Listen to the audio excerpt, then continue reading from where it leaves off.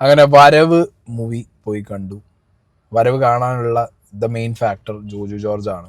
ഞാൻ ജോജു ജോർജിൻ്റെ ആക്ടിങ് ഭയങ്കരമായിട്ട് ഇഷ്ടപ്പെടുന്ന ഒരു വ്യക്തിയാണ്. പ്രത്യേകിച്ച് ജോജു ജോർജിൻ്റെ ഫൈറ്റ് കിൻഡൽ ഇടിയാണ് ജോജു ജോർജിൻ്റെ. ഈ വരവ് മൂവി തുടങ്ങുമ്പോൾ തന്നെ ഒരു ഫൈറ്റ് സീനിലാണ് കാര്യങ്ങൾ തുടങ്ങുന്നത്. പോളച്ചൻ എന്ന് പറഞ്ഞൊരു ക്യാരക്ടറാണ് ജയിലിൽ നിന്ന് പരോളിൽ വരികയാണ്. ആ സീനിൽ തന്നെ പടം കയ്യിൽ നിന്ന് പോയി എന്ന് മനസ്സിലായി. ഷാജി കൈലാസാണ് ഡയറക്ടർ. ഭയങ്കര ഏജ്ഡ് ആയിട്ടുള്ളൊരു മേക്കിംഗ് ആണ് ഈ സിനിമയ്ക്ക്. ഭയങ്കര ഏജ്ഡ്. ഷാജി കൈലാസ് എലമെന്റ്സ് ഒക്കെ ഉണ്ട് സിനിമയ്ക്കകത്ത്. ഓരോ ഫ്രെയിം നോക്കിയാലും നമുക്കത് ഫീൽ ആവും. ഈവൻ ആ ഒരു എന്താ പറയുക മാസ് എലിവേറ്റഡ് സീൻസ് വെച്ചതൊക്കെ ഷാജി കൈലാസ് എസെൻസ് ഉണ്ട്. But it's too aged. ഇപ്പോഴത്തെ കാലത്തെ ഒരു സിനിമയ്ക്ക് അത് ഭയങ്കര ഏജ്ഡ് ആയിട്ടുള്ളൊരു പാറ്റേൺ ആയിട്ട് എനിക്ക് ഫീലായി. അപ്പോൾ പടം തുടങ്ങുമ്പോൾ തന്നെ ഒരു ഫൈറ്റ് സീനിൽ നിന്ന് തുടങ്ങുകയാണ്. ഞാൻ പറഞ്ഞല്ലോ, എനിക്ക് പേഴ്സണലി ജോജു ജോർജിൻ്റെ ഇടി അല്ല കിൻഡൽ ഇടി ഇത് ഭയങ്കര ഇഷ്ടമാണ് എനിക്ക്. ഇയാൾ ഇടിച്ച പോലെ ഇരിക്കും. അതുവരെ ഒരുമാതിരി ജോജുവിനെ ആക്ഷൻ സ്റ്റാർട്ട് ജോജു ഇടിച്ചോ എന്ന് പറയുമ്പോൾ ജോജു ഇടിക്കില്ലേ, ജോജു ജോർജിനൊന്നും അങ്ങനെ ഇടിപ്പിച്ചിട്ട് കാര്യമില്ല. അങ്ങനത്തെ ഫൈറ്റ് സീൻസ് ഒന്നും കൊടുത്തിട്ട് കാര്യമുണ്ട് തോന്നുന്നില്ല. അത് കുറച്ചും കൂടി റോ ആയിട്ടുള്ള അയാളുടെ ആ ഒരു ഹീറോയിസം, ആ ക്യാരക്ടറിൻ്റെ ഒരു മാസീവ്നെസ് കാണിക്കാൻ വേണ്ടിയിട്ട് ചിലപ്പോൾ ആ ഒരു സാധനം വെച്ചതായിരിക്കാം. പക്ഷെ ഫ്രം ദ ബിഗിനിങ് അവിടുന്ന് തന്നെ ഇതൊരു ഡ്രാമ ലൈനിൽ ഒരു ഓവർ സാധനത്തിൻ്റെ മുകളിലാണ് ഇത് പോണതെന്നുള്ളത് ഏറെക്കുറെ മനസ്സിലായി. അങ്ങനെ പടം പോളച്ചൻ്റെ ക്യാരക്ടർ ആർക്ക് ബിൽഡാവുന്നു. പോളച്ചൻ്റെ ക്യാരക്ടർ ആർക്ക് ബിൽഡാവുന്നതിൻ്റെ കൂടെ തന്നെ പോളച്ചൻ്റെ ഫാമിലിയുടെ കുറച്ച് മിസ്റ്ററിയും കാര്യങ്ങളും ബിൽഡാവുന്നു. ആ നാട്ടിലുള്ളൊരു പ്രമാണി, അയാളുടെ പരിപാടികൾ, അയാളും പോളച്ചൻ്റെ ഫാമിലിയും ഒരു ഇൻസിഡൻറ്റ് ഉണ്ടാവുന്നു. അങ്ങനെ ഫസ്റ്റ് ഹാഫ് മൊത്തം ഈ പറഞ്ഞ പോളച്ചൻ്റെ ക്യാരക്ടറിൻ്റെ ബിൽഡപ്പിലാണ് പോണത്. കുറേ ഫൈറ്റ് സീൻസ് ഉണ്ട്, കുറേ ചേസ് ഉണ്ട്, ഇതൊക്കെ ഉണ്ട്. ബട്ട് ഒന്നും കൺവിൻസിങ് അല്ല. കുറേ BGM ഇട്ടിട്ട് ജോജു ജോർജിന് ആദ്യം ചെയ്യേണ്ടതെന്ന് പറയാം, ഈ കണ്ണിനകത്ത് ലെങ്സ് ഒക്കെ വെച്ച് കൊടുക്കുമ്പോൾ ഏത് മനുഷ്യനടാ ഈ പറഞ്ഞ മെറൂൺ കളർ കണ്ണുള്ളത്? ഞാൻ എൻ്റെ ലൈഫിൽ എവിടെയും നോർമൽ ലൈഫിൽ മെറൂൺ കണ്ണുള്ള ഒരാളെന്ന് ഞാൻ കണ്ടിട്ടില്ല. നിങ്ങളൊരു ക്യാരക്ടറിൻ്റെ മാസീവ്നെസ് അല്ലെങ്കിൽ അയാളുടെ റഗഡ് സാധനം കൊണ്ടുവരാനാണെങ്കിൽ മെറൂൺ സാധനം ഒന്നും വെച്ച് കൊടുക്കില്ലേ? മനസ്സിലായ? അതൊക്കെ ഭയങ്കര കാണുന്ന നമുക്ക് തന്നെ ഇത് റിലേറ്റ് ചെയ്യാൻ പറ്റില്ല. ലാർജർ ദാൻ റിയൽ ലൈഫാണ്, ഫിക്ഷൻ, മറ്റത് അങ്ങനെ പലതും പറയാം. പക്ഷെ ഇതെന്തെന്നാ ഇത്? അപ്പം അതൊക്കെ ഭയങ്കര അരോചകമായിരുന്നു. ഫസ്റ്റ് ഹാഫിൽ വീണ്ടും ഒരു സമാധാനത്തിൻ്റെ ഫീലിംഗ് എന്നത് അസീസും വീണനായരും അവരുടെ ഒരു കോമ്പൗണ്ട് ഇതിനകത്ത്. അവർ കുറച്ച് എന്താ പറയുക ഡ്രാമ സ്പേസിലോട്ട് പോയിട്ടില്ല. അവരുടെ ക്യാരക്ടറിനകത്ത് ഇരുന്നുകൊണ്ട് തന്നെ അവർ അത്യാവശ്യം ഡെലിവർ ചെയ്തിട്ടുണ്ട്. പിന്നെ ബൈജു ചേട്ടൻ്റെ ക്യാരക്ടർ ആണെങ്കിലും ഇടയ്ക്ക് വന്നിട്ട് ഒരു 1-2 കൗണ്ടേഴ്സ് അടിച്ചത് ഒരു ചെറിയൊരു ചിരി വരുന്ന സാധനമായിരുന്നു. അല്ലാത്ത പക്ഷം ഫസ്റ്റ് ഹാഫിൽ ഈ ഫാമിലി കഥ പറയുന്നുണ്ട് ജോജുവിൻ്റെ ക്യാരക്ടറിനെ. അതിനകത്ത് തന്നെ സാനിയ വരുന്നുണ്ട്, അർജുന അശോകൻ വരുന്നുണ്ട്, അങ്ങനെ ഒരുപാട് പേര് വന്നു പോകുന്നുണ്ട്. പക്ഷെ അവർക്ക് ആർക്കും അത്ര ഇമ്പോർട്ടൻറ്റും അല്ല എന്നാൽ ഇമ്പാക്ട്ഫുള്ളും അല്ലാത്ത രീതിയിലുള്ള ഒരു റോളുകളാണ് കൊടുത്തിട്ടുള്ളതും. അതിൻ്റെ ക്യാരക്ടർ ആർക്കും അങ്ങനെ തന്നെ അവർ ബിൽഡ് ചെയ്തിട്ടുള്ളൂ. ഇതിൽ അർജുന അശോകൻ്റെ ക്യാരക്ടറിനാണ് ഒരു പക്ഷേ ഈ പറഞ്ഞ അതൊരു വാക്വത്തുനിന്ന് വരുന്നൊരു സാധനമായിട്ട് എനിക്ക് തോന്നി. അതായത് ആ ക്യാരക്ടർ അവിടെ ഇല്ലെങ്കിൽ പോലും ക്യാരക്ടറിൻ്റെ പേര് വെച്ചിട്ടുള്ള ഒരു തരം മിസ്റ്ററി സാധനമാണ് അതിനകത്ത് ഇവർ കൊണ്ടു നടക്കുന്നത്.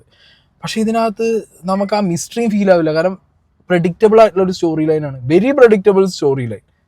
നെക്സ്റ്റ് എന്ത് സംഭവിക്കുന്നു നമുക്ക് അടുത്തുള്ള ആളോട് പറയാൻ പറ്റുന്ന രീതിയിലുള്ളൊരു സ്റ്റോറി ലൈൻ ആയതുകൊണ്ട് തന്നെ ആ ഒരു വാവ് ഫാക്ടർ ഇല്ല, ഒരു ത്രിൽ ഫാക്ടറും ഇതിനകത്തില്ല. മനസ്സിലായില്ലേ? പിന്നെ ചില ക്യാരക്ടേഴ്സൊക്കെ എവിടുന്ന വന്നേന്ന് തന്നെ ഞാൻ അത്ഭുതപ്പെട്ടു പോയി. സെക്കൻഡ് ഹാഫ് ആവുമ്പോഴത്തേക്ക് നമ്മളെ അഭിമന്യു തിലകൻ്റെ ഒരു ക്യാരക്ടർ വരുന്നുണ്ട് ഇതിനകത്ത്. അവൻ ഇനി എവിടുന്ന് വന്നടാ, എപ്പോൾ വന്നടാ എന്നുള്ളൊരു ചോദ്യം ചോദിക്കും. ആ ക്യാരക്ടറൊന്നും എവിടുന്ന് പൊട്ടി മുളച്ചു എന്ന് തന്നെ നമുക്ക് പറയാൻ പറ്റുന്നില്ല. ആ ക്യാരക്ടറിനൊന്നും ഒരു ഇൻട്രോസി ഇപ്പം അഭിമന്യു അഭിനയിച്ച എല്ലാ പടത്തിലും അഭിമന്യുക്ക് ഡിഫൻഡർ കൊടുത്തിട്ട് മാർക്കോല് കൊണ്ടു നിർത്തണം, അതിൽ നിർത്തണമെന്നുണ്ടോ? ഒരു മറ്റേ സിഗാറും കൊടുത്തിട്ട് അതിൻ്റെയൊക്കെ ലോജിക്ക് എന്താ മാസ് കാണിക്കുക? അതൊന്നും അല്ല എന്നുള്ളതാണ്. സോ അവിടെയാണ് എനിക്ക് ഈ ഷാജി കൈലാസ് എന്ന് പറഞ്ഞാൽ ഇത്രയും ലെജൻഡ് ആയിട്ടുള്ള ഒരു ഡയറക്ടറിൻ്റെ ഏജ് ഫീൽ ആവുന്നത്, ഫിലിം മേക്കിങ്ങിൽ ആ ഒരു ഏജ് ഫീൽ ആവുന്നത്. അങ്ങനെ ഫസ്റ്റ് ഹാഫ് അങ്ങനെ പോയി. അതായത് ഈ പോളച്ചൻ്റെ ക്യാരക്ടറും പിന്നെ ഈ അർജുന അശോകൻ ചെയ്ത ക്യാരക്ടറിൻ്റെ ഒരു മിസ്റ്ററി, പോലീസുകാരുടെ ക്യാരക്ടേഴ്സ് കുറേ ആൾക്കാരുണ്ട്. അതിൽ തന്നെ ഇപ്പോൾ ജോജു സിനിമയിൽ സ്ഥിരമായിട്ട് കാണുന്ന മുഖങ്ങളുണ്ട്. അതല്ലാതെ നമ്മളുടെ മറ്റേ ദീപക് പറമ്പോലിൻ്റെ കാര്യം പറയേണ്ടത്. ദീപക് ഒരു മെയിൻ ക്യാരക്ടറാണ് ഇതിനകത്ത്. ദീപക്കിന് ക്യാരക്ടറിന് ഒരു തരം ഫിഷിനെസ് ഉണ്ട്. അതായത് അതൊരു അങ്ങനത്തെ ഒരു ക്യാരക്ടറാണ്. അതായത് യൂദാസ് ലെവലൊരു സാധനം. ദീപക്കിനാണെങ്കിൽ പോലും, ദീപക് എന്നൊക്കെ പറഞ്ഞു കഴിഞ്ഞാൽ ഇപ്പോൾ അത്യാവശ്യം നല്ല രീതിയിൽ ഏത് ക്യാരക്ടർ കൊടുത്താലും ഡെലിവർ ചെയ്യുന്ന ഒരാളാണ്. അയാൾ തന്നെ സ്ക്രീനിൽ അയാളുടെ ക്യാരക്ടറും കൺഫ്യൂസ്ഡ്, അയാളും കൺഫ്യൂസ്ഡ് ആയ പോലത്തെ ഒരു അവസ്ഥ. മനസ്സിലായോ? ഒരു ഒരു ഒരു കണ്ടിന്യൂറ്റി ഇല്ലാതെ ആ ക്യാരക്ടറിന് ഒരു സുഖമില്ലാത്ത പോലെ കൊണ്ടുപോയി ആ ക്യാരക്ടറിന്. ആ ക്യാരക്ടറിനൊക്കെ എനിക്ക് തോന്നുന്നത് പക്ക നെഗറ്റീവ് ഷെയ്ഡിൽ കൊണ്ടുപോകുകയാണെന്നുണ്ടെങ്കിൽ ഒന്നും കൂടി ഇമ്പാക്റ്റ് ഉണ്ടാവുമായിരുന്നു. ബാബുരാജിൻ്റെ ക്യാരക്ടറാണ് അതിന് ഈ പടത്തിൽ ആകെ ഒരു കാണുമ്പോൾ തന്നെ നമുക്ക് വില്ലനോടോ അല്ലെങ്കിൽ ക്രൂര പോലീസുകാരനോട് ദേഷ്യം തോന്നില്ല. അത് ബാബുരാജ് പിടിച്ചിട്ടുണ്ട്. ബാബുരാജിൻ്റെ ക്യാരക്ടറിനോട് നമുക്ക് തോന്നും.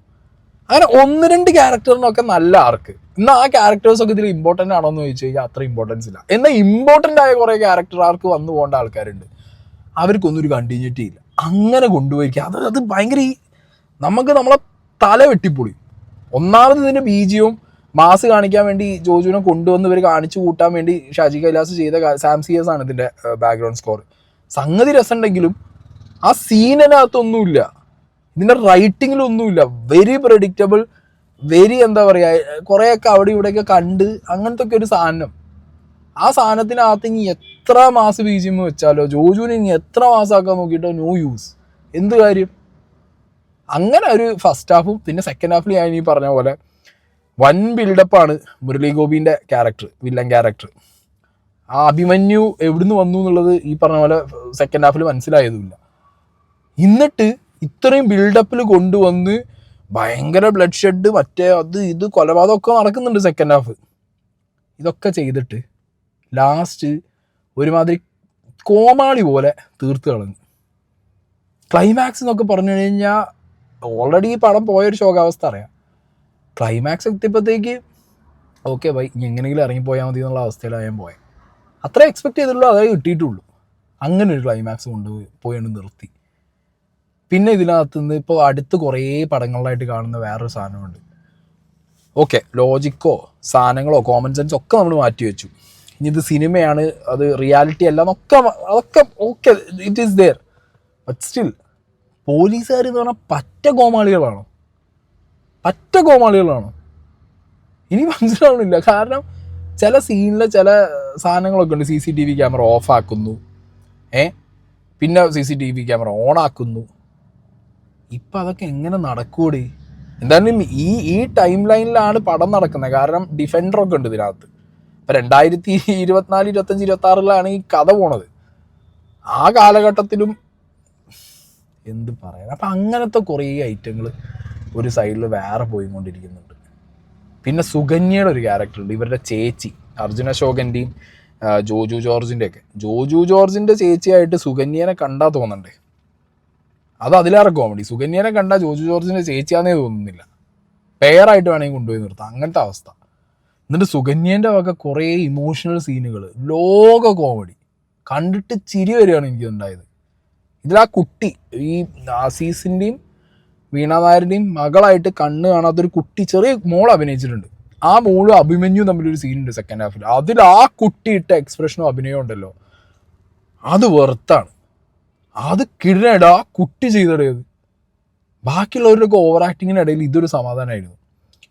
അങ്ങനത്തെ ഒരു എന്താ പറയുക, ആകെ മൊത്തം ജോജു അടക്കം ഭയങ്കര ഡൗൺ ആയി പോയൊരു നറേഷൻ, ഒരു സ്ക്രിപ്റ്റ്. പിന്നെ വാണി വിശ്വനാഥൊക്കെ വരുന്നുണ്ട്. വാണി വിശ്വനാഥൊക്കെ വന്നിട്ട് എന്താ ചെയ്യണേ, മാസ് കാണിക്കാൻ വേണ്ടിയിട്ട് വാണി വിശ്വനാഥിൻ്റെ പഴയ ആ ഒരു, എനിക്ക് തോന്നുന്നു അവരെന്നെ ഡബ് ചെയ്ത് തോന്നുന്നത് ഈ ഒരു ക്യാരക്ടറിന്. പോലീസ് ഉദ്യോഗസ്ഥയാണ്. അവരൊക്കെ വന്ന് എന്തൊക്കെയാണ് കാണിക്കുന്നത്? ആ ക്യാരക്ടറിന് ഒരു ഇമ്പാക്റ്റ് ഇല്ല. അപ്പോൾ വാണി വിശ്വനാഥിനെ കൊണ്ടുവരുന്നു, ആ ഒരു പവർഫുൾ ഫീമെയിൽ സാധനം കാണിക്കാനാണെങ്കിൽ ആ ക്യാരക്ടറിന് കുറച്ചും കൂടി ഒരു ടൈം കൊടുക്കണം സ്ക്രീനിൽ. അതൊന്നുമില്ല. അവർക്ക് എന്നിട്ട് 4 ഡയലോഗും കൊടുത്ത് അവരൊരു സൈഡിലോട്ടാക്കി. ആദ്യം ഇൻട്രൊഡക്ഷനിൽ ഒരു 5 ഡയലോഗും കൊടുത്ത് വിട്ട്, ഒരുത്തന്നെ കോളർമേലും കയറി പിടിച്ച് അതങ്ങനെ പോയി. വിൻസിയൊക്കെ എത്ര ടാലൻറ്റഡ് ആയിട്ടുള്ള ആളാണ്. വിൻസിയൊക്കെ ഇതിൽ സൈഡ് എന്ന് പറഞ്ഞു കഴിഞ്ഞാൽ കൊടൂര സൈഡ്. വിൻസിയൊക്കെ ഒരു ഇമ്പാക്റ്റും ഇല്ലാത്തൊരു റോളായിപ്പോയി. ഇതിൽ എനിക്ക് തോന്നിയത് ഇമ്പാക്റ്റ് ഉള്ള റോള് കിട്ടിയത് ബാബുരാജിനാണ്. ഈ പടം കണ്ടിറങ്ങുമ്പോൾ ബാബുരാജിൻ്റെ ഒരു ഇമ്പാക്റ്റ് എല്ലാവർക്കും മനസ്സിലാവും, ബാബുരാജിൻ്റെ ക്യാരക്ടറിന്. അല്ലാത്ത പക്ഷം നോ മാൻ. പിന്നെ ദീപക്കിനെ ഞാൻ പറഞ്ഞല്ലോ, ദീപക് അതേപോലെ തന്നെ. ദീപക്കിനെയൊക്കെ നല്ല രീതിയിൽ ഉപയോഗിക്കുക. കാരണം ഈ കഥയുടെ ത്രെഡിൽ തന്നെ ആ ദീപക്കിൻ്റെ ക്യാരക്ടറിന് ഭയങ്കര ഇമ്പോർട്ടൻസാണ്. പക്ഷേ ഒന്നും അല്ലാത്ത രീതിയിൽ സ്ക്രീനിൽ ടൈം കൊടുത്തും കൊടുക്കാതെയും ആ ക്യാരക്ടറിനെ അങ്ങനെയൊക്കെയാണ് തട്ടിക്കളഞ്ഞു. കാരണം മുരളി ഗോപിൻ്റെ വില്ലനീസം കാണിക്കണോ അതോ ഇവൻ്റെ ദീപക്കിൻ്റെ കാണിക്കണോ, ഏത് കാണിക്കണം എന്നുള്ള കൺഫ്യൂഷൻ റൈറ്റർക്ക് ഉണ്ട് തോന്നുന്നു. അങ്ങനെ ആകെ മൊത്തം ഒരു എന്താ പറയുക മിക്സ്ചർ പോലെ പടം എടുത്ത് വെച്ചിരിക്കുക. Shaji Kailas I never expected this. ഭയങ്കര ഷോക്കായിപ്പോയി. എന്താണെങ്കിലും ഒരു കയറി കാണാം നിങ്ങൾക്ക്. കാരണം ജോജുവിനെ ഇഷ്ടപ്പെടുന്നവർക്ക്, ആ ഷാജി കൈലാസിൻ്റെ ഈ ഒരു കൈൻഡ് ഓഫ് ഫിലിം മേക്കിംഗ് ഇഷ്ടപ്പെടുന്നവർക്കൊക്കെ കയറി കാണാം. ഒരു മാസ് സാധനം എന്ന് പറഞ്ഞവർ ചെയ്തതാണ്. എനിക്കെന്തോ അതത്ര വലിയ അപ്പീലിംഗ് ആയില്ല, മാസമായിട്ടൊന്നും തോന്നിയില്ല സാധനം. ഒരു നനഞ്ഞ വടക്കം പോലെ എനിക്കിത് ഫീൽ ചെയ്തുള്ളൂ.